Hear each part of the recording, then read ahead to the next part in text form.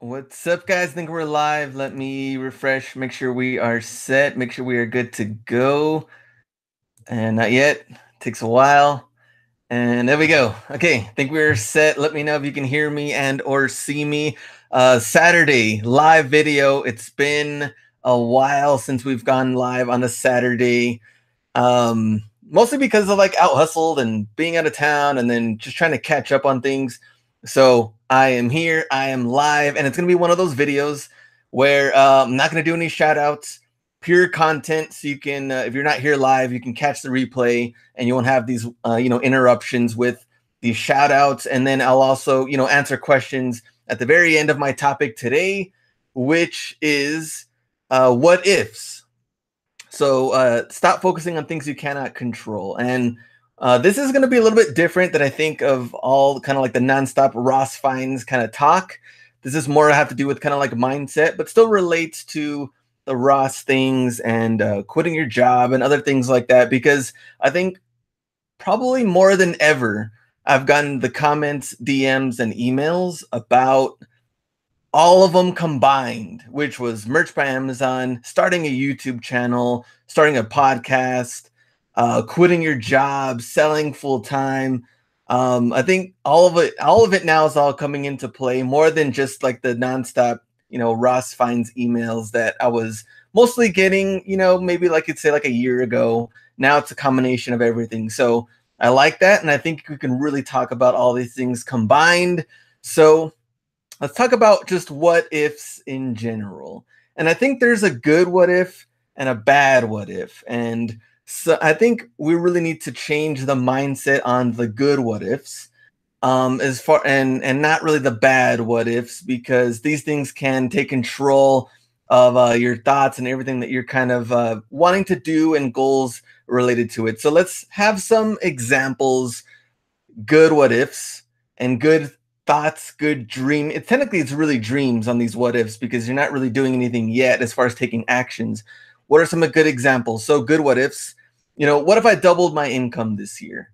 What if I made more money? I could maybe move into a house and get out of the situation that I'm in. What if I paid off student loans and I was able to invest more money into eBay? So what if I put these things into play? What if I made these things happen? I think these are good what ifs and kind of realistic goals and dreams to really think about.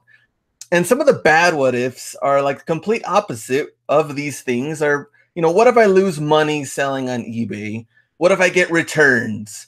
What if I get negative feedback? What if I get started on eBay and or Amazon and my account gets banned or I'm suspended or terminated? Could these things happen? Yeah. But are you going to focus on these bad what ifs compared to the good what ifs? What if I can't find anything to sell? What if I started selling on merch and, the first 10 shirts they don't sell, I'm kind of just stuck here. What do I do from there? And what if I don't really make things happen and then I'm stuck?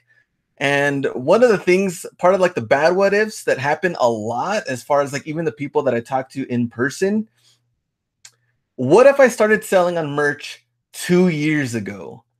What if I did Ross Fiennes 8 years ago compared to like starting now?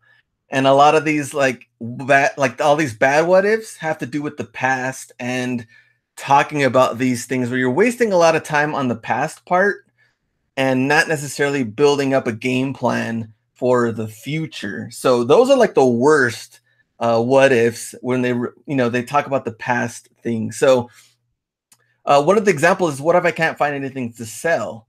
And if you're putting yourself in the best position to find things, then you wouldn't have to worry about these type of situations. Like I get people that ask me, Ross Finds of the Week, how are you able to do it every single week? And now we're on we just finished episode 75.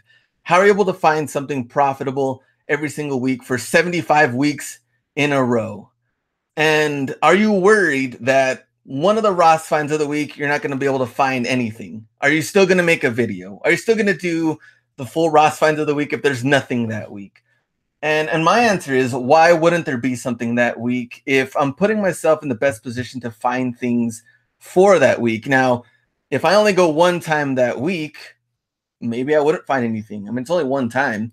if I go 2 times, 3 times, 4 times, 5 times, I'm pretty sure I'm going to find something for that week that's going to resell for a certain amount of money. But I'm only going once, or maybe even just partial, and just go to one store that one time a week. That could happen. But you have to put yourself in that position to be able to make money, and you're not worrying about these things, if I'm able to find something or not.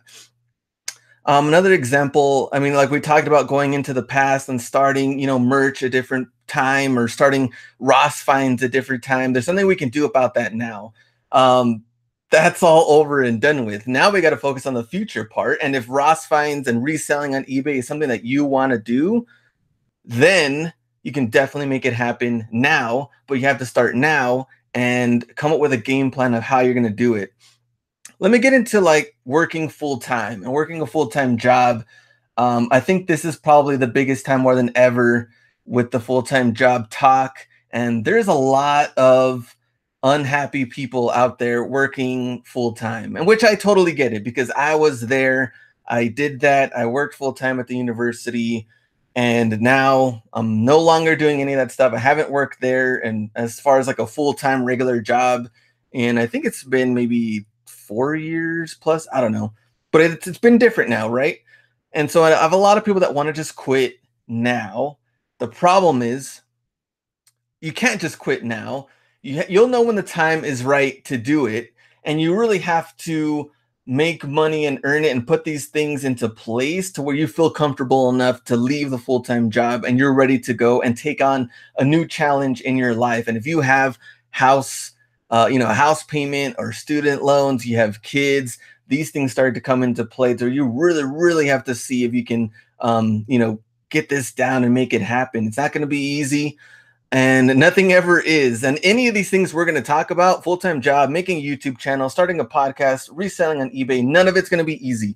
There's no shortcuts. And I like when these internet gurus that are selling you their courses and their masterminds and their guides, and they're telling you this is never before seen and or heard information on the internet. You're not going to get this anywhere else. You've never heard or seen these type of things. And they're trying to, of course, sell you shortcuts, but I guarantee you that's been on the internet before. And they're just, of course, trying to get money from you. But the point is, you have to put in the hard work to make these things happen. I don't know any other like shortcuts that are going to make it happen within a couple of days. And next thing you know, you have $100,000 in inventory on eBay and you're making a bunch of money. And now you can just quit your job. Like, that's not the way it works. And going back into this whole part that we've been talking about, let's talk about the full-time job.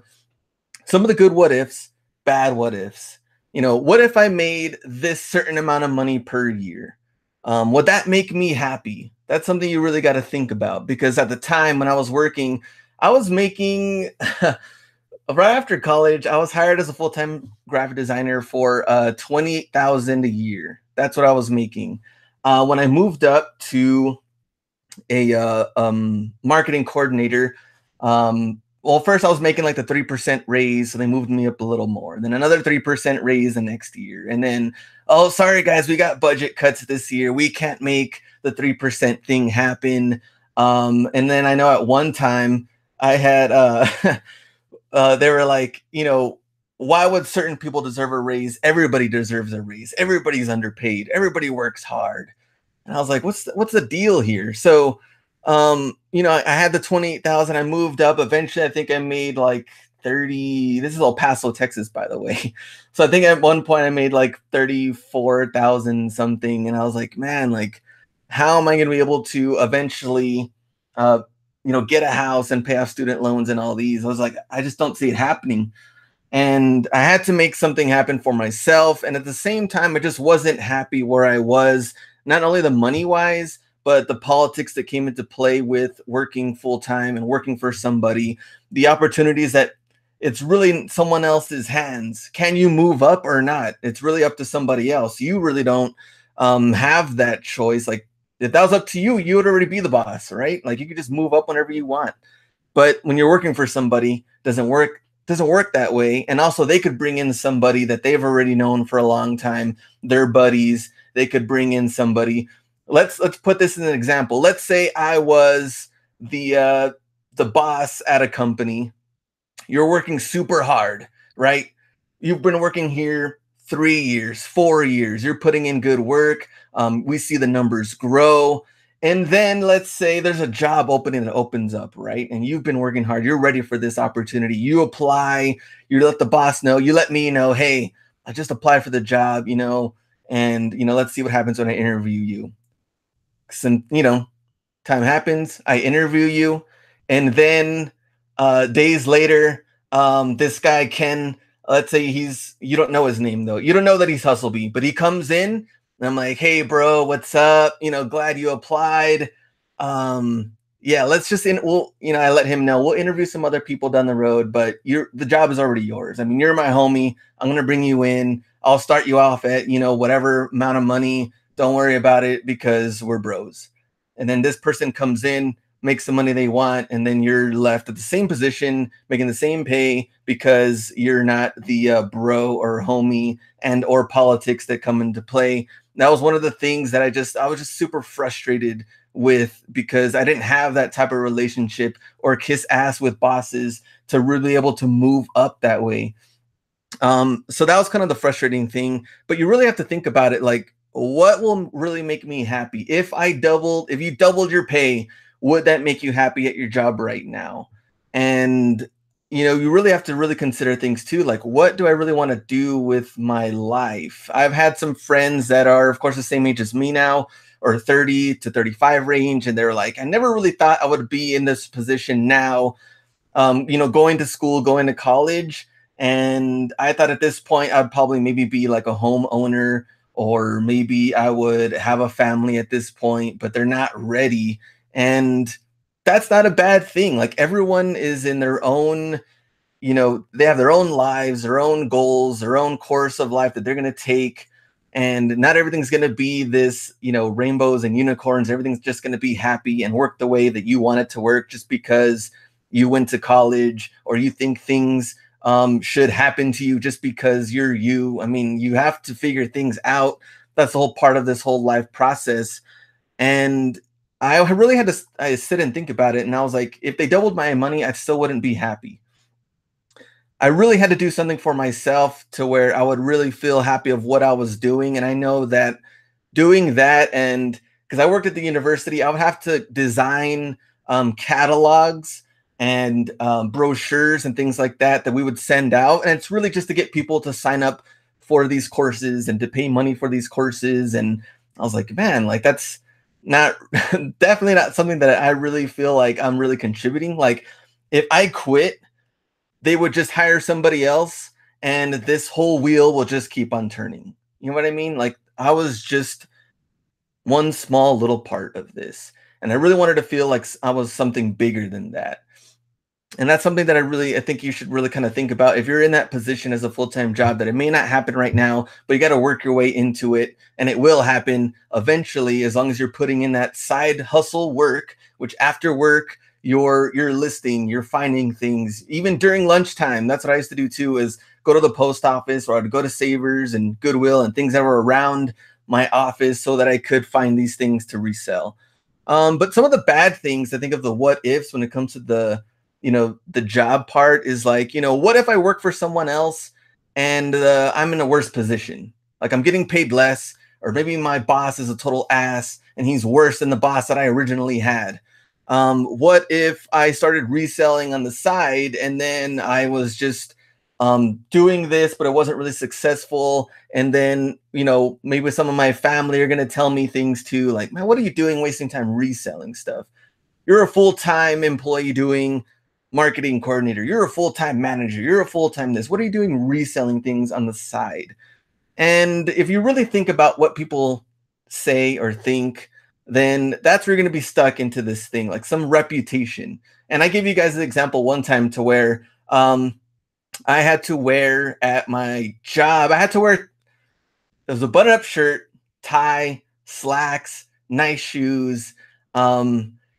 And so, man, I hated dressing like that. Like it wasn't me, first off.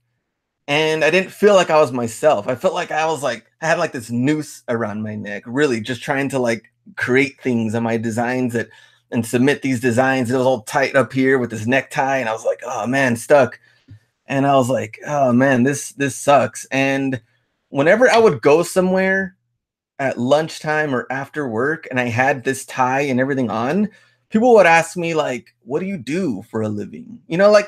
Like if I was important or something. Like I had, just because I wore this stuff, if I was an important person that they should talk to.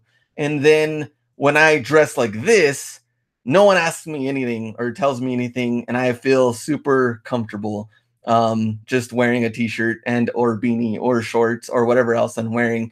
And I like that because now I'm just like, I'm not pretending to be somebody that I'm not, wearing these, whatever clothes they had me wear. And to kind of go against the system at the time of wearing that, I had a full mohawk. So I was like, if I'm going to make, I still want to be myself somehow. And I was like, you know what? If they're going to make me wear this stuff, I'm just going to do a full mohawk. So I did the full like shave. It was down to a 0. I had full 0 here and a full mohawk, and I would try to make it as like high as possible. And that was kind of like my way of still being myself and rebelling against the system. But maybe one of these days on Instagram, I can do I'll do my mohawk photo of when I had to dress like that. And I think that's kind of like, I guess, the bad what ifs part. If you're really thinking that if I quit, I'm going to be in a worse situation. You're already in a bad situation if you're looking on applying elsewhere. I remember I had some people that were like, the first hour of their time of the day was applying at other places to get out of that job. And I was like, man, if that's the case, then we're already in a bad position. You don't really have much to lose. Of course, it's just money. And what's the worst part that could happen? You can get a job somewhere else. It's totally different, though, of course, if you're single and you're not married or you don't have kids. Now, that's a totally different situation. But we'll get into that probably a little bit later. So starting a YouTube channel, we're kind of getting away, of course, from the eBay part, which we will get it back into that. But starting a YouTube channel, I've gotten different questions on that. Like, how do I know if creating a YouTube channel is for me? And if that's something I really want to do? And here are the good and bad what ifs with the YouTube channel part. I think a good what if is like, what if I create a channel and I could really make an impact on someone's life?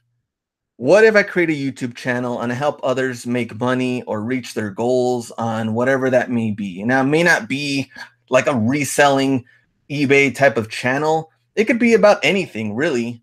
But I think those are good what ifs to ask before you want to create a channel, if that's what you really want to do and that's what your true intentions are. Now, if your true intentions are, I want to be famous, or I want to make a bunch of money, or I want to, be an internet marketer and things like that, that's a totally different situation. But if your intentions are good and you ask yourself these questions, could I really make an impact on someone's life?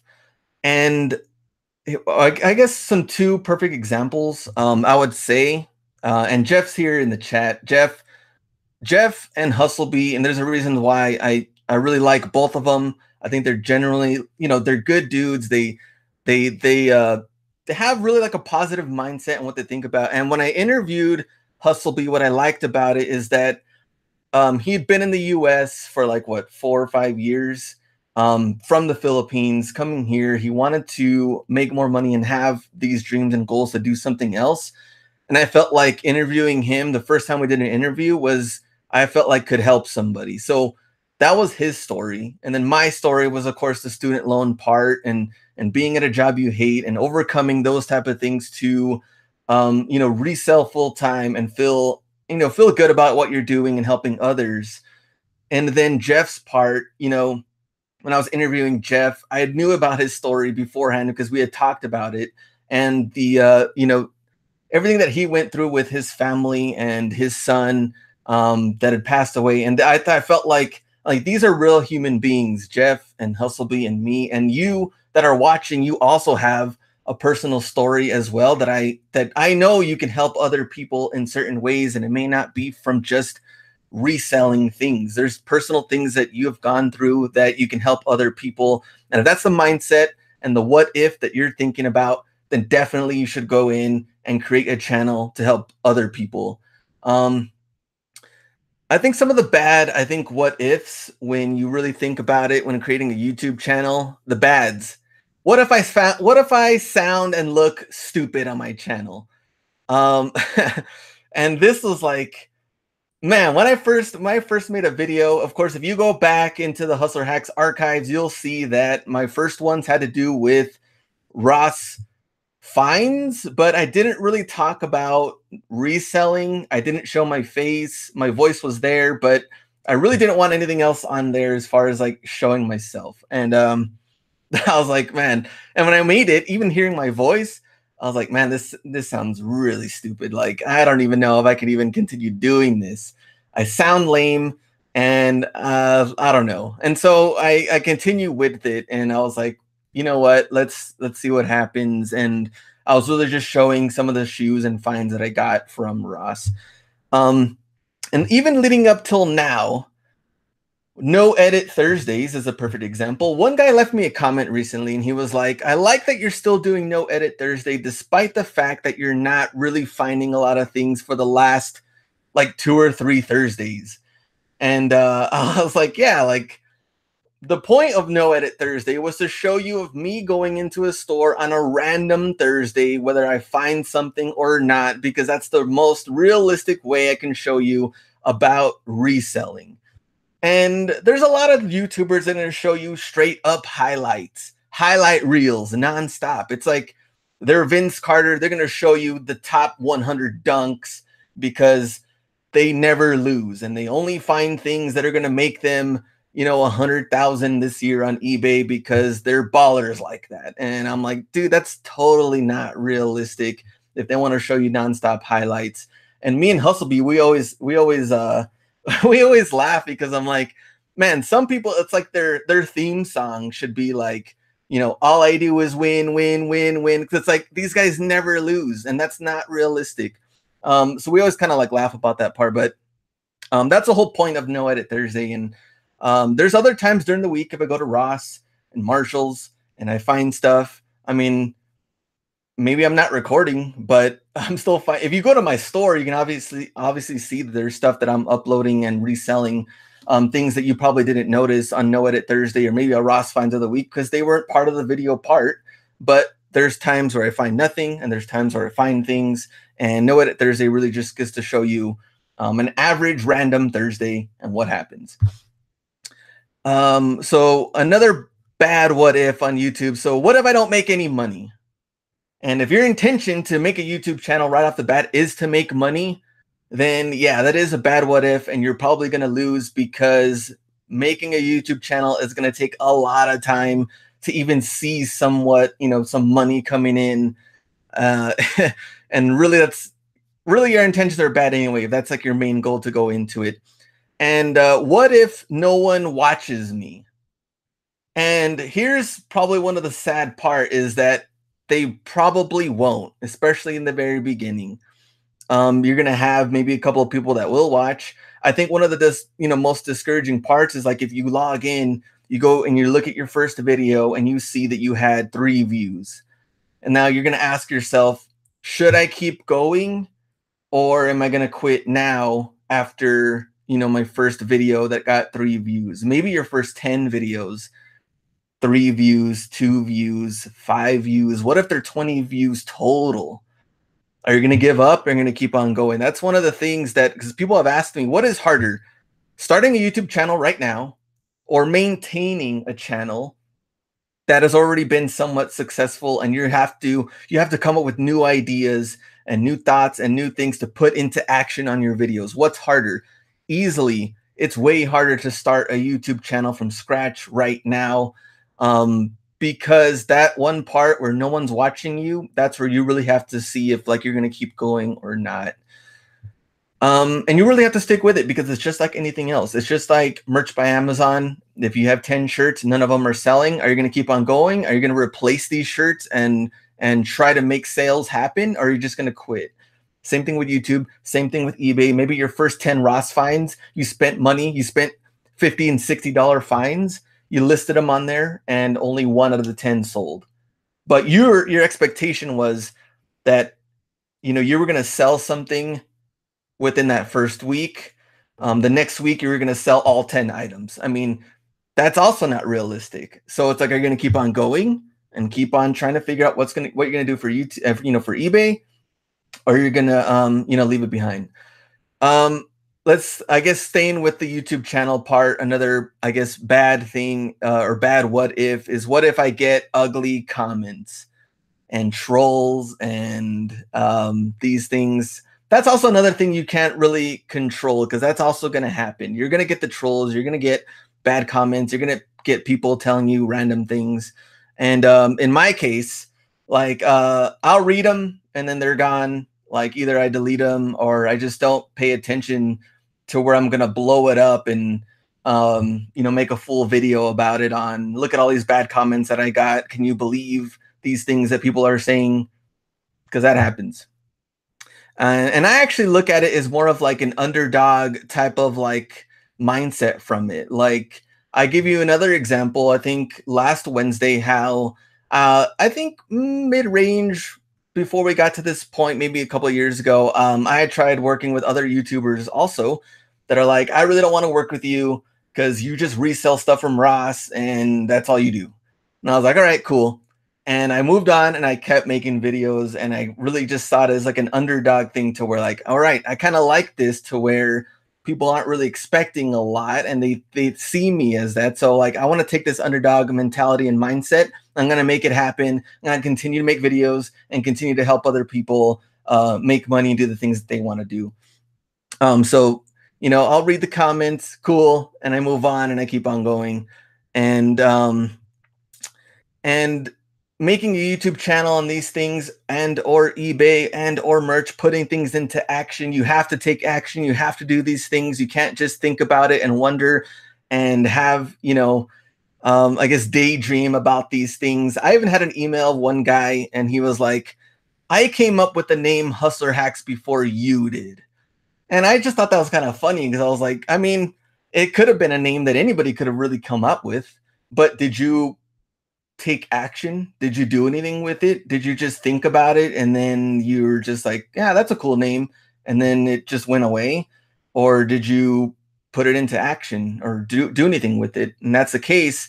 You have to really do something. You can't just think about it for a long time and think about the good what ifs and the bad what ifs of every single platform or situation or money making opportunity that's out there. So my whole point of this video is really just changing your thought process. And, these what ifs don't have to be a bad thing unless you're making them into a bad thing. And the way you're really seeing the world and having, the negative mindset or a positive mindset, and putting things into play and making yourself, or just putting everything, into play and having the right goals and putting yourself in the right situation to make things happen. That's where really this whole thing, what I wanted to talk about today. So that's it. Now I'll see who's in the chat. And how long did I talk about? Maybe like 35 minutes, 30 minutes. All right, let me get into the chat and see what's going on and see who's here. And any questions, comments, let me know. Throw it in the chat. I'll answer them, and we can go from there. So Girl on Fire, good to see you. Jeff, of course, in the house. And Young was here in the very beginning. Retro Aficionado, I don't know if he left. Maybe he's gone. Lister Sisters are here, of course. Noelle, Helene, good to see you always. And let's see, D, Stephanie Stareds, what's up? Resale Ant, why do you look so tired? I do look tired because I actually need to get a haircut. Maybe it's the beanie that does it. I don't know. Maybe it's the lighting. It's the acoustics in here, the sound. But no, I'm good. Don Hustle, what's up? Chris, Adriana, Chicago in the house. Zombies, what's up? Zombies haircut? Question mark. Yeah, you know me too well. That's why I'm wearing this beanie. I do need to get a haircut. It's getting out of control. Let's see, Miss Dragon's Fire is here. Panda Rose, good to see you. And let's see, man, Chris. There are no shortcuts. I have 9 to 5, 2 small kids, all about grinding, staying up late, putting in the work. Everything else is just excuses. That's from Chris. That's a good, I like that comment. How do we pin chat comments up in here? Aaron, what's up? Dallas in the house. In case you're wondering where Hustlebee is, he's sipping coconuts in the Philippines. He's chilling. And yeah, I have no clue when that guy's coming back. I thought he was gonna be back a long time ago, and apparently not. E-boy, that's it. Oh, there we go. Eric in the house. Stephanie, Key Lime Kisses. Hi everyone. David. Let me see. I thought this was a Creed YouTube channel for a minute. That's funny. So David, Josh, what's up? Drummer in the house. Good to see you too. Man, I'm like, this always happens too on these Saturday ones. I'm like super behind. Rick Ferguson, let's see how to dress. Can be portrayed in the image you want. That's true too. I wonder how how this Hustler Hacks YouTube channel would look like if I wore suits for every video. And every public appearance and or meetup, I wore a suit. I wonder how that would happen. Would you even want to say hi to me? Probably not. Let's see, Stephanie, your motivation is drive what you're trying to do. Let's see who else. M. Young. Man, I'm like really behind. All right, let me just go back. Green Granny Resale, what's up? Swoop Man. Mr. Avapino, what's up, everybody? You were a week off on the Bees return. I was way off on the Bees return. I thought he was going to be back a long time ago. Yeah, great beanie. Let's see. Look cute with her beanie. Thanks. Appreciate that. Trolls equal keyboard warriors. That's true too. That's one of the things too that I find weird is that a lot of people can leave you comments, you know, trolls and stuff on the keyboard part. And then the fact that me and Hustlebee go to every city, and then some of these people, they kind of just disappear. And I'm like, but now we're coming to you in your city. Now you can tell me this in person. And it doesn't happen. But yeah. Let's see. Love that grinder attitude. The attitude is yours, what drives me back. Important topic. Trolls will be trolls. Let's see. I'm here. Awesome stream. All right. Kobe 11 multicolor shoes for $24.99, listed from 160 to 200. Yeah, nice find of the Kobe's. Kobe's good money out there, and a lot of them have been popping up. Ross and Burlington. Beanie is better. Braulio, what's up, man? I haven't talked to him in a good while. Let me know if you're gonna come to El Paso. If not, we'll be in San Antonio, but not until way later on. Gina, love your videos. I appreciate that. Gina, great information. I would like you in a suit. You are whatever you wear. That's true. Wearing a suit. That would be kind of funny though. Maybe the throwback videos I can put, or throwback Thursday photos. I can throw in some suit and mohawk photos in there. Thanks for being so positive, Lister Sisters. No, thank you, Lister Sisters. Finally get to watch you live. Let me see. Question: how is Hustlebee handling shipping for his store while he's away? Hustlebee says a lot of things. I try to listen. Sometimes I zone out. But he was saying that he changed his handling time. So now he's gotten a couple of sales here and there while he was gone. Now he's changing the handling time that he's getting closer and closer to coming back. And then now he's getting more sales. So you can do that, change the handling time. And when I did that with the Portland part, I did lose my top seller status pretty immediately, maybe because it was that time of the month of 20th or 23rd or whatever the date is for eBay. And yeah, I lost that. But when I came back, I almost had to kind of like grow it again. I tried to do also to where like just turned off my store completely and I had 0 items. And when that was the case, I got a lot of emails and DMs like, hey, do you know that there's no items in your store? And I was like, yeah, I'm out of town right now. I'm going to get back into it.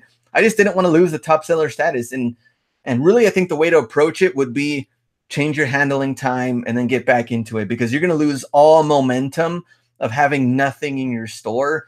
I know it's like a one-click relist of all your items, but all the watchers and all that you had, you're just going to lose full momentum. So I would just do that and just change the handling time.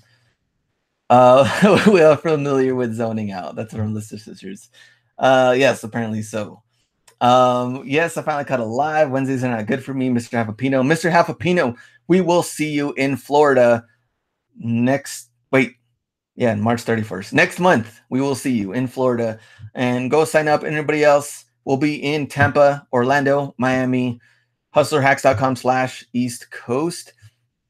And we'll also be in Washington, D.C. if you want to sign up for that. And Las Vegas, which I just recently announced, has now, the signups for that one has now overtaken, I think, one of the other meetups. So now we have a lot of signups for that free Las Vegas meetup. And you can go there, hustlerhacks.com/Vegas. So there you go. There's all my free random promos that I'm throwing in. What up? Hustle and Muscles in the house. Ir Steven says, sweet, I'm in the Tampa area, so you can go sign up for that. Pretty cool. Drummer, are you going to Virginia?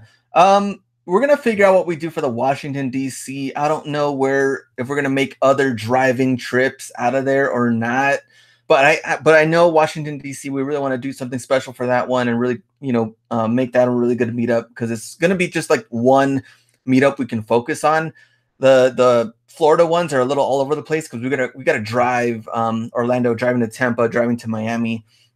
So we don't really know about the Virginia thing, if we're gonna go and take little quick trips out there or not. Kind of like what we did for Kansas City. Like, we still drove to St. Louis, but we just went to kind of source and come back. It wasn't really like we did a meetup or anything like that. So don't know yet. What do you think of sourcing clearance items for eBay at stores like Target and Walmart? I don't have anything against it. You can source these stores for eBay and Amazon FBA. The thing is that if you find a clearance item, I've seen this happen more with Target more than Walmart.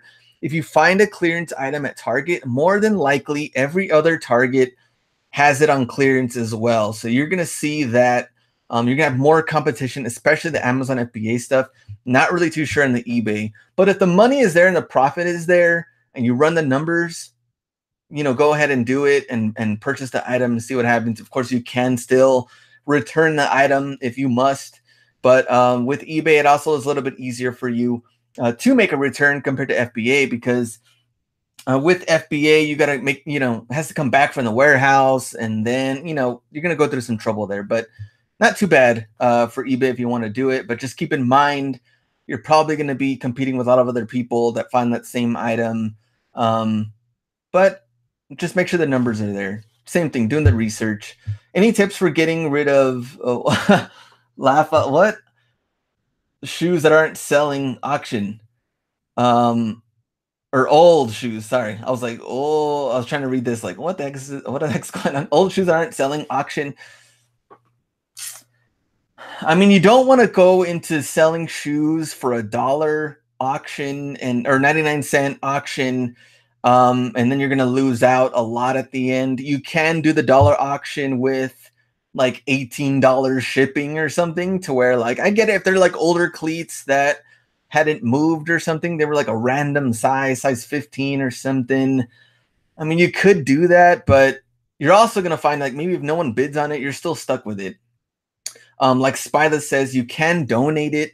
If you donate to Goodwill or Savers or something, remember your tax write-off part. That's going to help you for the taxes. You can also have a garage sale. Like, they're brand new shoes. I guarantee you people are going to come in. They're going to buy that stuff from you. And if a lot of them end up being like the $18.99, $16.99 cleats, I mean, this could also help you if you're selling them for, 10, 20, and you're getting this money and you're going to reinvest in other better finds out there. But things like this happen and you learn from the experiences and you move on from it. They could be, if they're used, I think that's going to be a little bit tougher, but that's one of the best and better things about the Ross Burlington finds like that, is that they're brand new. So the value is technically still there and you don't have to let it go for cheap. But of course, depends on your situation, how much capital you have to reinvest, and all of that. So speaking of that, I wanted to show you guys a pretty cool example. So Hustlebee was the one that was like, all riled up about it. So I know you guys remember these. So here it is. And I sold it for $90. Some people have sold them for more, but most people have let it go for super cheap, like 30 or 39, or that was the panic mode. The funny thing about this shoe, these purple Mercurials, is that we actually just found this in Kansas City when we were there. And I got in the questions in the emails, if you found purple vapors, would you still pick them up? And I was like, yeah, of course I'd still pick them up because I know what they're worth. And if you find them at Burlington, they're $16.99, even though everyone said that the market is flooded and there's no way you can make money from them anymore. That's not necessarily true. We picked them up at Ross and they were $25. They weren't even the $16.99 Burlington price that we know and love. They were $25. They'd gone up in price. Ross had them for that money, and we still picked them up and they still sold for the $90 range. And some people have made more, but a lot of people have really let them go for super, super cheap. And it's not necessarily, and like, that's not really, you don't really have to do that unless maybe it was a total bad buy. You picked up a size, 14, 15, 16 plus or something. But like that one in this case was a size 9. And in the cleat stuff, size, 7, 8, 9, 10, the money is still there. So, yeah, I just wanted to show that example, I guess, on one of the ones on maybe like older shoes that hadn't sold, what you should do. And would you still pick up some of these ones that the market was supposedly, super flooded to where there's no way you can move them? Let's see, lined up in Vegas, still nobody here. Hustle and Muscle, have a Pinot. Yes, still have some of those. Perhaps try Offer Up. That's the thing too, like on older shoes, you can try other platforms, Mercari and Offer Up, Craigslist, and local sales. We talked about the garage sale part if you want to do that too. And Spy was talking about the, what is it called? Donating part and doing the whole tax part that could help you. You could do that too. Let's see. How often does Ross in Far East El Paso restock shoes? Every week. I mean, every week Ross is going to get new shoes regardless. And it'd be kid shoes, women's shoes, men's shoes. I just don't know what day. And that's why I try to go as many times as possible, because that's totally unpredictable. Like, I don't know what day they're going to stock up in your city or in my city, because I've seen Ross even restock on every day that I've gone and tried to figure out what that whole process is. And some stores in different locations are restocking on a Tuesday, but some are on Wednesday and some are on Friday. And trying to figure that out, you just never know. Even some of the workers that I've talked to as well, they're like, yeah, I think we got a truck today, blah, blah, blah, but they not put it out today or tomorrow. So like him working there, he tried to like get on top of things and then he couldn't figure it out. And they actually didn't put the stuff out until 2 or 3 days later. So we just don't know, but go as often as possible. Hustle and Muscle, new Burlington opening in my area. Nice. And once they open up in your area, now you know you got to go as many times as possible. Let me see. North Carolina on your radar?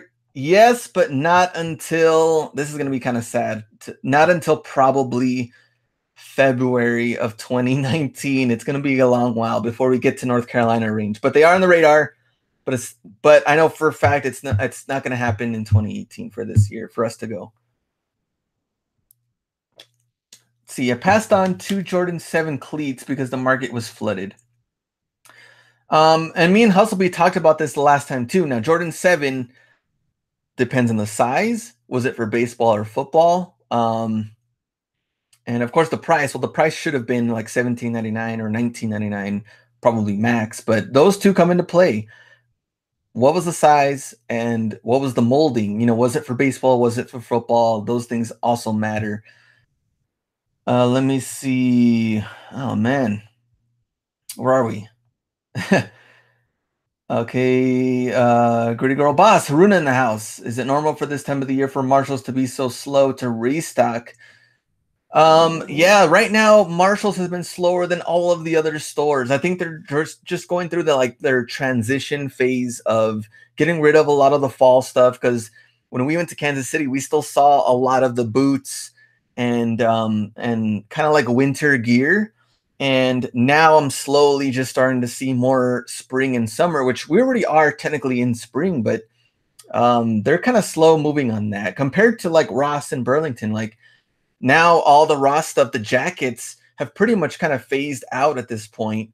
And now we're seeing more of, athletic shoes and summer and spring stuff. So I don't know. Yeah, for some reason, Marshalls has been a little bit slower than all the other ones. Should add if a shoe is under your cost, if of inventory for taxes. You can also get donation credit to your taxes. Okay, we're talking about the tax part on fire donation with the shoes. I'll check more often. You mean cross list all of your inventory. Okay, you're talking about that. Girl on fire.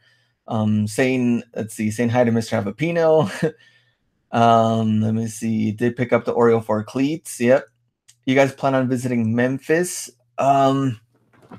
We did talk about Memphis, and that might be later on during the year. We haven't officially gotten the tickets or anything to figure that out yet, but Memphis was part of them. I know that we talked about. Go look in Ross's dumpster for office trash. Maybe you'll find some shipping document. That's pretty funny. Code name. How old are you? I am 32 years old. They had like 7 sizes. All right.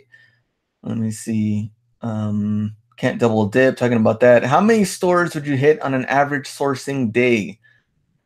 That's a good question. So usually my route is 1, 2, 3, 4, 5, 6, 7, 8, 9, 10. Usually my route, if I start off where, the closest one to me, and I make my way around, and then I come back to the one that comes nearest to my house, is about 10 stores. That's a mixture between Ross, Marshall's, Burlington, and Plato's Closet in there, because there's one near one of the Rosses, so I usually go there too. So it's about 10 stores on the route, and I try to hit this route about 3 to 4 times a week. And it's not too far from everything, because where I live, I mean, you can really go and hit all of them. And then the far side, which is like the west side and northeast part of my town, I can hit those too, but that's like a longer route. Like, it takes me a while to get there, and then to make my way around to go back home, that's like a way longer drive. So if I do that, it's maybe only like once a week, if that. Sometimes I don't even go to those sides of the town. So if that's the case, then Hustler Hacks may not be around, and you can hit all those stores and find as many things as possible. Selling those Hustle and Stay Humble shirts. I want to buy one. There we go. $1 million. Let me see. I'll give you a 10% reseller discount. Sold my rock duffel bag on Bonanza full price. Just saying. That's from Jim. I also, let me go in here. Well, you know who you are. I don't have to say your name, because I don't know if you want me to say your name. But also sold it for, I think you're also here in the chat, but also sold it for the 130 thing we talked about. Staying patient with the rock duffel bag and backpacks. No need to go low. No need to get rid of them. The value is there, and I still have mine at 130, but no one has bought mine yet. But I'm not going to go lower. I'm just going to keep it at that 130 range. They go talk about Bonanza up in here. What is this? Something about, it looks like a Ross thing in here. I don't know where it was. Nope. I guess that was it. But some just comments. Any other questions? Let me know. Is anyone still seeing those? I haven't seen them. Me and Hustlebee didn't see any of them in St. Louis or Kansas City. I haven't seen the backpacks or the gym bags, duffel bags, since that time that we talked about it. I haven't seen them in a while. So I think they're pretty much done at this point, unless for some weird reason they make a comeback, like the Call of Duty zombies thing that you thought that they're over and done with, and then randomly they come back, 8 months later or 6 months later. I don't know. We have no clue. But in this case, the Rock Under Armour stuff, I haven't seen them anymore. Let's see, on average, how long are you in a store? If I'm filming for like No Edit Thursday, I'm in a store for a good while, and usually those videos are like 20 to 30, maybe even 40 minutes long. And that's the case, I'm there. But really, that's for the channel to kind of, show you guys on what's going on. But for the most part, if especially when I'm there, like if I go on a Tuesday, I'll probably take a little bit more time, because I wasn't there on a Monday or something. But if I'm going like back to back to back, Tuesday and then Wednesday, and I was just there yesterday, more than likely I'm in the store like, I don't know, 7 to 10 minutes, and I'm gone, because I was there the day before, and I can clearly see they didn't get anything new, especially when you see the racks are like, empty and something like that. And like, man, I just saw the exact same things yesterday. None of the stuff even moved. the exact same place that I just saw them, then I'll go quick and then go to the next store, go to the next store, and try to make as much time possible. And go to the stores, of course, that maybe have gotten some new stuff. So just depends on the day and if I already went to that store before. Just make your money, man. Keep it at 130. Yeah, for sure. For the duffel bags, hustle muscle. I seen them in KC. That's funny. On my back. Yeah, Zach came into the conference wearing the Rock Under Armour backpack, and he was like, "Hey, don't touch it. Don't spill anything on it. Don't mess with it because I still maybe want to sell it later on." So that's pretty funny. Ronnie Hearts Pickers in the house. Good to see you, Ronnie.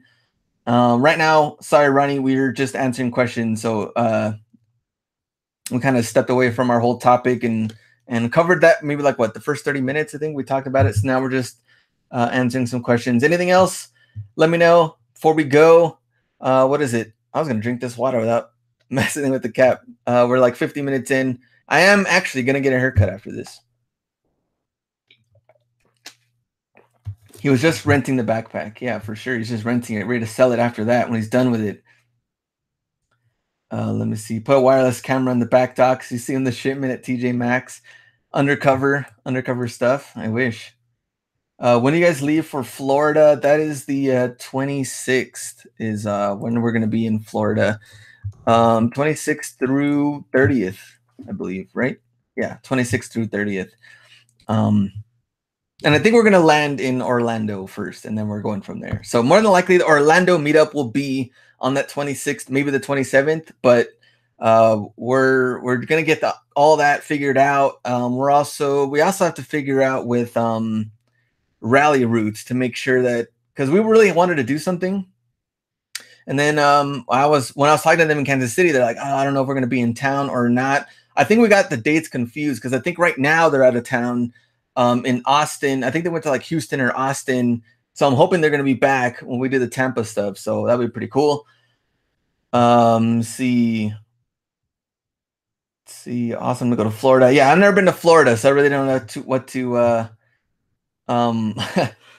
Carlos keeps trying to get me into like jet skiing and water stuff and all this. I'm like, yeah, it's not going to happen. Like we're out there to hustle and find stuff. And then all of a sudden now there's like a basketball game with him and Hustleby, and we're going to record it for Out Hustled. I'm also going to have Oxygen Tank with me. Like, I know these dudes are going to get tired quick. You should see them. Like, either one of them, like playing basketball on Instagram, huffing and puffing their way.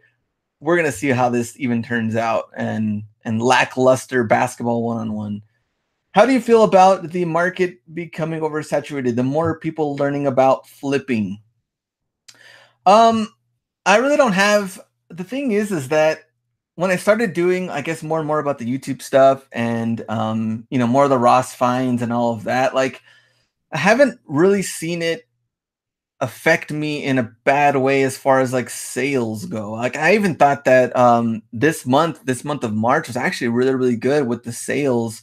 With of course a lot of these like Ross and Burlington and Nike outlet finds. So I haven't really seen it, I guess, in a negative way. I think what happens is that people that first get into it, they're excited, they're riled up, they want to go into Ross and find these things to flip. And me and Hustleby talked about this. 2 months, we give people 2 to 3 months max.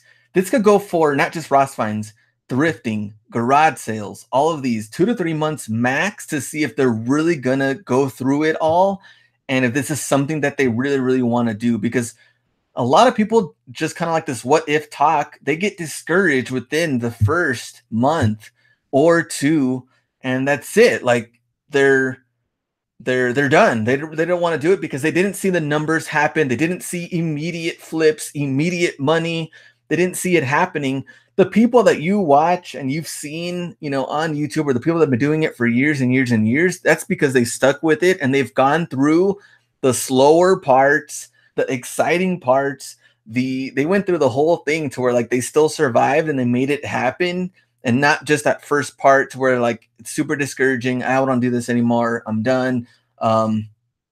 and reseller niche. 90% of people drop out within the first couple of months. So that's why we give it 2 to 3 months max to really see if this is something that you want to do. And keep this in mind. It may not be for you, and that's fine. Like, reselling may not be for you for eBay, but maybe it's meant for you on FBA. FBA may not be for you, but maybe merch is. And maybe YouTube's not meant for you, but maybe another platform is. And you have to really go with what you like, what you love to do, and that's also when you're going to see the success happen, because not everything's going to be meant for you, and that's okay. All right, let me go back up. Toys R Us up to 30% off now. Man, Toys R Us. I went on Friday. Was it Friday? Yeah, I went to Friday. Everything was still 5%. Their little minimum 5%. And I was a little sad kind of going to the store because I talked about it too. Like, I used to work there in college, and that same Toys R Us that I used to work for is now, going out of business, but it's been there for so many years. And it sucks, like, just seeing it now going down, and forget about a lot of the sales and all that. Like, that's gonna happen, but I also still have just other friends and people that I used to work with that still work there, and also Babies R Us that they went kind of back and forth, and now they're out of a job, and so they got to figure out what they're gonna do from there. And some of them have families, and those are the things that I kind of like think about more. Like, I'm just like, man, I mean, that sucks, and I really want them to succeed and find something else that hopefully they can work and do something else that they want to do, or if not, like we talked about, they're going to work somewhere else and make money another way. But this one was kind of more, kind of like where you never know what's going to happen. It was out of the blue. Like, now you're out of a job because you had your money and trust into this corporation that was going to make it, and it didn't. Now you got to work somewhere else. So that's the kind of the situation that could happen to anybody at any time. Working for corporate job, you could get fired, you can get laid off, anything like that can happen. And then you got to figure out where you want to go, what you want to do.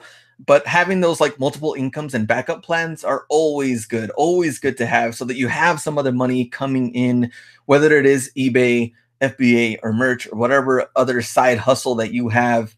Even if it's like nothing had to do with e-commerce, if you're like tutoring because you have experience teaching people English or Spanish or other languages or math or other things like that, like, man, make that happen and have that other side hustle making you money while you're working at whatever job or whatever else you're doing. It's always good to have those multiple incomes and the side hustles working for you. 5%. Yeah, that was my 5% at my local Toys R Us. They just announced that they were going out of business. So 5% off like Legos and other toys. I was like, yeah, 5%. There's nothing really you can do there. Let me see. Are you coming up for the Orlando meetup? And Mr. Arpino, yes. Need to hustle to get that work night off. So there we go. KB is trying to make a comeback now. Yeah, I did hear about that. KB Toys trying to make a comeback. I remember we had the KB Toys at our mall, and it was a cool store and everything. And then, of course, went away. And then if they do make a comeback, I'm all for it. It'd be kind of cool. All right. I think we're done closing up on our full hour. Any other last comments and questions, let me know. But we're pretty much done, and I can get my my haircut. Be fresh, ready to go. Treat this like a video game, always trying to one up my high score. There we go. They're gonna say treating this like a video game to where I have multiple lives. Like I have multiple continues, but that's not the case. We only have one, and now we got to make the best of it and do everything we can to make money or make a living or help other people and make the best of the one life that we do have. Thank you for being so helpful. Appreciate it, girl on fire. I'm gonna let you know also about the Florida stuff. I know I haven't gotten back to you with a for sure final answer. I'm kind of waiting for the B to come back, and like I said, he's still not here in the US. So once we figure that out with the whole like tickets and all that, then we could really get everything squared away. Let me see. Your command center is your room or garage? It's a room. So right now I'm in kind of like my little office area. And then I have another room. I have all the inventory over there. I need your assistance. Just got approved for merch. Let me know, Jimmy. Email me. hustlerhacks1 @gmail.com. Jacob Topping, what's up? And let me see. What if yeah, back on the what ifs, fuel on stress and worry. The more time spent on worrying, the less time spent on taking action. Yes, totally agree. That's from Stephanie. Let me see, go back up. We talked about the Orlando meetups. Amazon is throttling again. I know merch has been off and on. Like we've talked about, they're a new platform, 2 years old. They're gonna go through these things. It is what it is, but stick with it. And I know right now the numbers have been struggling, but keep it going. Don't give up on it completely. And it's just going to get better and better. They're very new. They're like a baby. It's a baby platform and it's growing. So let me see. Don't surprise you cut your own hair by now. That's funny. There we go. Glenn, you're everywhere. Jacob Topping, appreciate that. In the super chat. And thank you, Glenn, everyone. And I think Jeff too. Yes, appreciate it. Happy Easter, everyone. Jeff too. And have fun in Florida. You're gonna spend time at Disney. My wife trying to get me to move there. For her, it's all about Disney. That's from Hearts Pickers. We didn't have any plans to go to like Disney stuff, and no plans to go on jet skis or anything like that. But apparently, the only thing we have planned are 3 meetups and a basketball one-on-one game that apparently whoever loses has to pay or buy the other one pair of shoes or something. And I was like, okay, what's the limit on shoes though? Like if Hustlebee loses, is he gonna have to buy Carlos like Vapor Max, Off-White Vapor Max? Like, what are the limits on the shoes here? That's what really I want to know. And that's pretty much it. All right, guys, see it, and see you guys go out and get it as normal. And keep in mind the what ifs, the good and the bad. Make things happen. See you.